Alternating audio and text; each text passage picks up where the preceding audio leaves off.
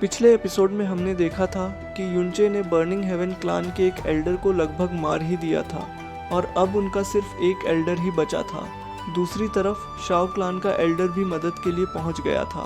अब आगे युनचे हमें फाइट करते हुए दिखाया जाता है और बर्निंग हेवन क्लान के एल्डर्स मिलकर भी युनचे को रोक नहीं पा रहे हैं।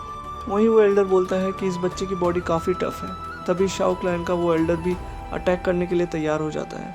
उसका अटैक एक ग्रीन पॉइजन टाइप था जो युनचे को चारों तरफ से कवर करने लगता है। जैस्मिन भी बोलती है कि ये तुम्हारी फायर के साथ अलग तरफ से रिएक्शन कर रहा है, ये काफ़ी जहरीला लगता है। पॉइजन युनचे की बॉडी में जाने लगता है, उसके हाथों से पूरे बॉडी की तरफ। शाओ क्लैन का एल्डर हंसते हुए बोलता है कि ये हेवन डिवॉरिंग बीड काफ़ी पावरफुल है जो किसी भी एक्सपर्ट को मार सकता है। युनचे स्काई पॉइजन पर्ल की पॉइजन रिजॉल्विंग पावर से बीड की पावर को अपने हाथ में कलेक्ट कर लेता है।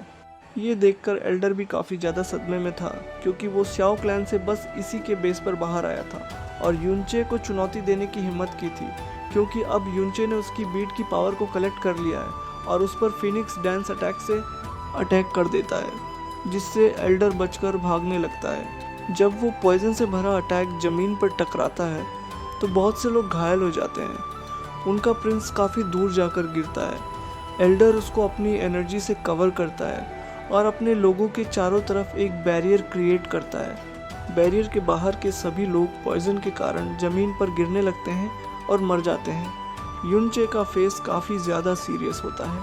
तभी बर्निंग हेवन क्लान का एल्डर बोलता है कि भले ही हमारा बर्निंग हेवन क्लान हमेशा के लिए नष्ट हो जाए, लेकिन हम तुम्हें भी अपने साथ नर्क में घसीट लेंगे। जब युनचे की तरफ लोग अटैक के लिए बढ़ते हैं तो युनचे अपने मन में सोचता है कि वो बिना वजह लोगों को नहीं मारेगा, लेकिन वो अपनी फैमिली को प्रोटेक्ट करने के लिए सभी को मार डालेगा और कभी किसी स्ट्राइक पर रिग्रेट नहीं करेगा। ये सोचकर वो आगे बढ़ता है और सोल्जर्स की बॉडी को अपने एक ही अटैक से मारता जाता है। कोई भी उसका एक अटैक भी झेलने के काबिल नहीं होता और सिर्फ कुछ ही सेकंड्स में सभी लोग मारे जाते हैं। वहाँ सिर्फ बर्निंग हेवन क्लैन का सुप्रीम एल्डर और क्लैन लीडर ही बचा था और उनका प्रिंस जो अभी एल्डर की एनर्जी से कवर था और सुरक्षित था।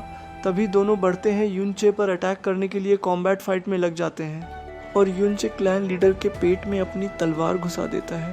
प्रिंस भी ये देखकर काफ़ी चिल्लाता है कि मेरे फादर को मत मारो, लेकिन युनचे जल्दी ही दोनों का काम ख़त्म कर देता है। अभी के लिए इतना ही, मिलते हैं नेक्स्ट पार्ट में बहुत जल्द।